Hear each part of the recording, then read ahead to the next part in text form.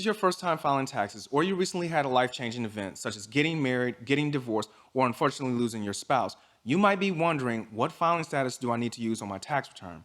Well, in this short video, I'm going to run you through all the qualifications with regards to each filing status. And towards the end, I'm even going to give you some special tips regarding the head of household filing status, as this one can be a little bit tricky and sometimes people qualify for it and don't even go ahead and take it. Let's get to it.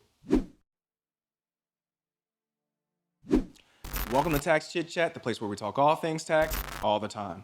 When you file your taxes, you're going to have to pick what's known as your filing status. And the IRS uses this to help determine such things as the standard deduction, the tax tables that you'll be on, the correct amount of tax, certain deductions and credits. So it's pretty important that you pick the correct filing status. But how does one pick the correct filing status? How your marital status impacts your filing status. So your marital status is what's actually used to determine your filing status. So whatever you are on December 31st, that's what's going to be your filing status. So if on December 31st you are single, then you will file as single. And let's just say that you were single for the entire year, but on December 31st you all got married on New Year's Eve, you will be considered married for the entire year.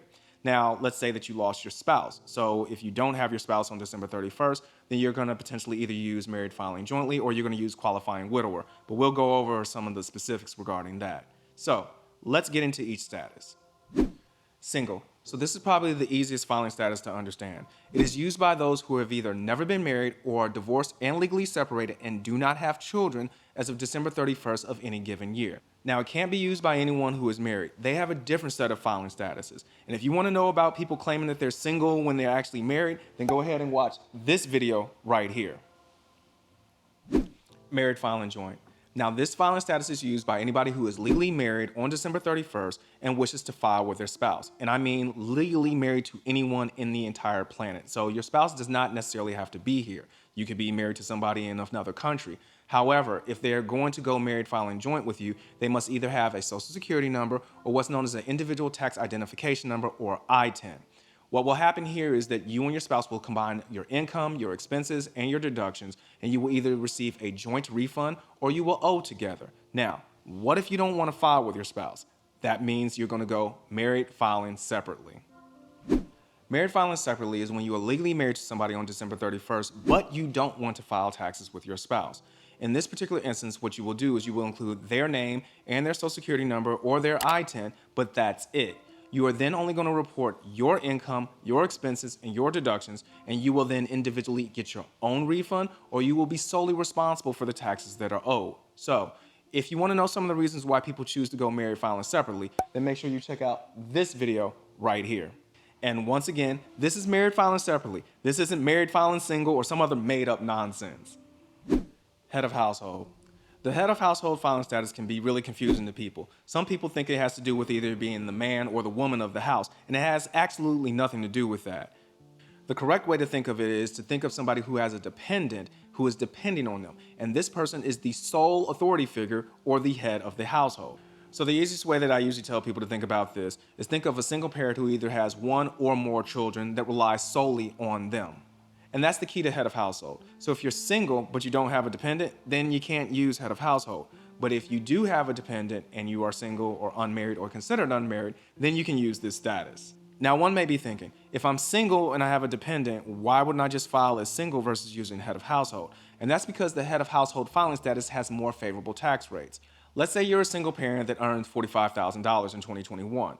This would put your highest marginal tax bracket in the 22% range. Now, if you go ahead and you file as head of household, your highest marginal bracket would be 12%.